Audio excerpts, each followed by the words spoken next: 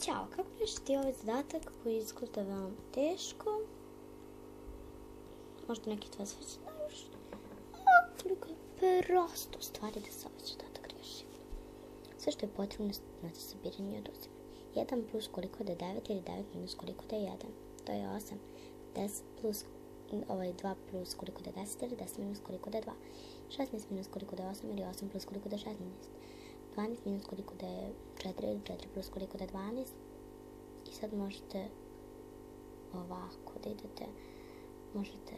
To je to. I sada znamo rešenje. To je broj 8. 1 plus 8 je 9. 9 minus 1 je 8. I 1. 12 minus 8. 4. 4 plus 8. 12. Doviđenja, vidimo u sljedećem klipu sa ovim zadacima.